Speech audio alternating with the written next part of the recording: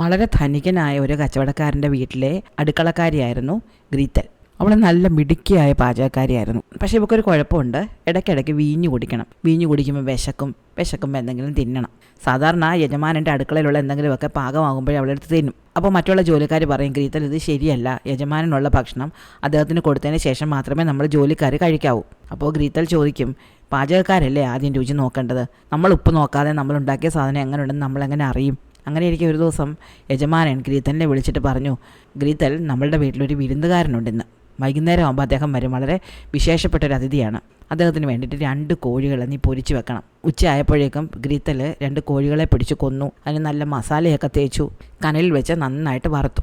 അങ്ങനെ വറുത്ത് ഈ കോഴികളുടെ നിറം നല്ല സ്വർണ്ണവർണ്ണമായി. അപ്പോൾ ഗ്രീത്തൽ ചെന്ന് യജമാനോട് ചോദിച്ചു, യജമാനെ, എപ്പോഴാണ് ഈ അതിഥി വരുന്നത്? ഇദ്ദേഹം ഉടനെങ്ങാനും വരികയാണെങ്കിൽ നമുക്ക് ഇത് അടുപ്പിൽ നിന്ന് ഇറക്കണ്ട. അഥവാ അദ്ദേഹം താമസിക്കുകയാണെങ്കിൽ ഈ കോഴി അടുപ്പിൽ നിന്ന് പുറത്തെടുത്ത് വെച്ചിട്ട് അദ്ദേഹം വരുമ്പോൾ ഒന്നുകൂടെ അടുപ്പത്ത് വെക്കാം. അല്ലെങ്കിൽ അതിൻ്റെ പാകം മാറിപ്പോകും, ചൂടാറിയും പോകും. അപ്പോൾ യജമാനൻ പറഞ്ഞു, അവൻ വരാമെന്ന് പറഞ്ഞ സമയം കഴിഞ്ഞു, ഒരു കാര്യം ചെയ്യും, ഞാൻ ഒന്ന് പോയി നോക്കാം, വരുന്നുണ്ടോന്ന് നോക്കാം. അങ്ങനെ യജമാനൻ ഈ അതിഥി നോക്കി വഴിയിലേക്ക് പോയി. ഈ സമയത്ത് ഗ്രീത്തൽ വിചാരിച്ചു, എത്ര നേരം കൊണ്ട് ഈ ചൂടത്ത് നിൽക്കുക, ഞാൻ പോയി ഇത്തിരി വൈൻ കുടിക്കട്ടെ. അവൾ പോയി ഒരു ഗ്ലാസ് വൈൻ കുടിച്ചു.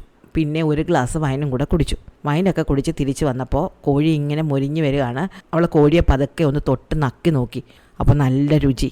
ഈ സമയത്ത് കോഴിയുടെ ഒരു ചിറക് ചെറുതായിട്ട് കരിയുന്നതായിട്ട് അവൾക്ക് തോന്നി. അവൾ പതുക്കെ ആ ചിറക് മുറിച്ച് അങ്ങ് തിന്നു. അപ്പം വിചാരിച്ചു, ഒരു ചിറകായിട്ട് അങ്ങനെ കോഴി വിളമ്പും, മറ്റേ ചിറകും കൂടെ അങ്ങ് എടുക്കാം. അങ്ങനെ അവൾ 2ാമത്തെ ചിറകം തിന്നു. അങ്ങനെ തിന്ന് ഒരു കോഴിയെ മുഴുവൻ തിന്നു. അപ്പോൾ വിചാരിച്ചു, ഒരു കോഴിക്ക് മറ്റൊരു കോഴി കൂട്ട് വേണ്ടേ, അതുകൊണ്ട് മറ്റേ കോഴിയും കൂടെ തിന്നാം. അവൾ 2ാമത്തെ കോഴിയും തിന്നു. ഇടയ്ക്കിടയ്ക്ക് അവൾ ജനാലയിലേക്ക് നോക്കുന്നുണ്ട്, യജമാനൻ വരുന്നുണ്ടോയെന്ന്. ഇനി അവരൊന്നും വരാൻ പോകുന്നില്ല എന്നാണ് അവൾ വിചാരിച്ചത്. പക്ഷെ നോക്കുമ്പോൾ അതാ ദൂരെ നിന്ന് യജമാനൻ വരുന്നു. യജമാനൻ വന്ന് വാതിൽ മുട്ടി. എന്നിട്ട് പറഞ്ഞു, ഗ്രീത്തൽ, വിരുന്നുകാരൻ വരുന്നുണ്ട്. അദ്ദേഹം ദൂരെ നിന്ന് വരുന്നത് കണ്ടപ്പോൾ ഞാൻ നിന്നോട് പറയാൻ ഓടി വന്നതാണ്. നീ കോഴിയൊക്കെ എടുത്ത് വെച്ചോ, ഞാൻ മേശ റെഡിയാക്കാം. എന്നിട്ട് യജമാനൻ ഓടിച്ചെന്ന് മേശപ്പുറത്ത് നല്ല വിരിയൊക്കെ വിരിച്ച് പാത്രങ്ങളൊക്കെ എടുത്ത് വെക്കാൻ തുടങ്ങി. എന്നിട്ട് അദ്ദേഹം കോഴി മുറിക്കാൻ വേണ്ടിയിട്ട് നല്ലൊരു കത്തി എടുത്തിട്ട് ഒരു തുണി എടുത്ത് ആ കത്തി ഇങ്ങനെ തുടച്ച് വൃത്തിയാക്കാൻ തുടങ്ങിയ സമയത്താണ് ഈ അതിഥി വന്ന് വാതിൽ മുട്ടിയത്. ഗ്രീത്തൽ എന്ന് വാതിൽ തുറന്നിട്ട് ചോദിച്ചു, അയ്യോ, അങ്ങ് വന്നോ, വേഗം ഓടി രക്ഷപ്പെട്ടോ. അയാൾ ചോദിച്ചു, അതെന്താ?